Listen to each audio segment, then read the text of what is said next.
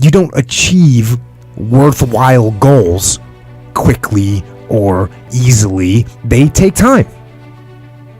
They take struggle. They take relentless pursuit day in and day out. That's what it takes. But also, things don't usually fall apart quickly either. At least at first, it's a slow process.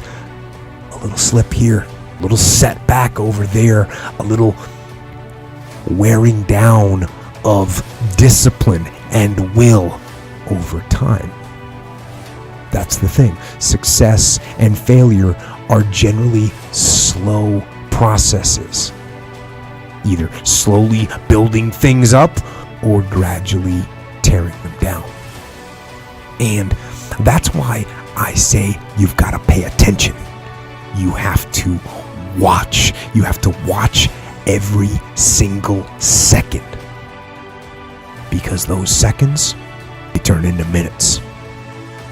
And minutes turn into hours, and hours turn into days, and days turn into years. And so, that second that just went by, that counted. And so did that second. And so did that one.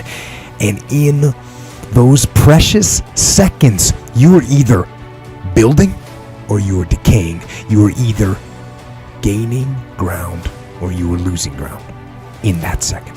And in every second. Every second counts. So make every second count. Should be afraid of taking risks and pursuing something meaningful. But you should be more afraid of staying where you are if it's making you miserable.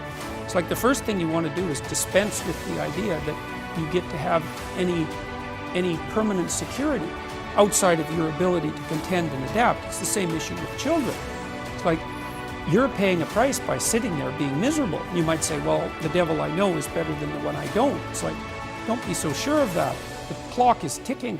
Yeah, and if you're miserable in your job now and you change nothing, in 5 years you'll be much more miserable and you'll be a lot older. It's a luxury to pursue what makes you happy. It's a moral obligation to pursue what you find meaningful. And that doesn't mean it's easy.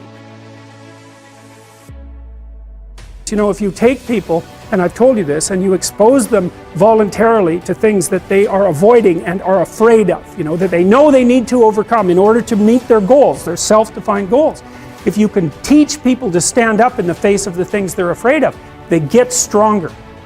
And you don't know what the upper limits to that are, because you might ask yourself, like, if for 10 years, if you didn't avoid doing what you knew you needed to do, by your own definitions, right, within the value structure that you've created, to the degree that you've done that, what would you be like?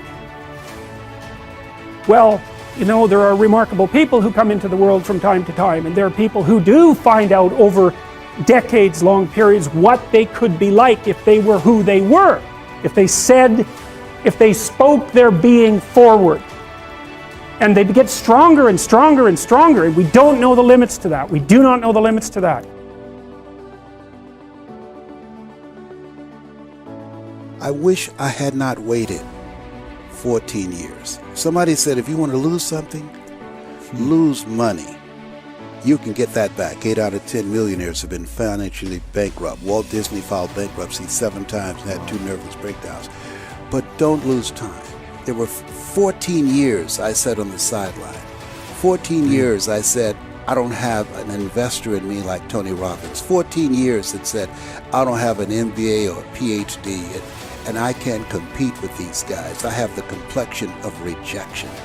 14 years I silenced myself. Wow. And so I regret that, because there are some people that maybe if they'd heard my voice, they would not have turned to drugs. If they'd heard my voice, their lives would have taken a different direction. And I can't get those 14 years back. That haunts me, and I think that drives me when I speak with such energy. I'm trying to make up for that time, but I can't.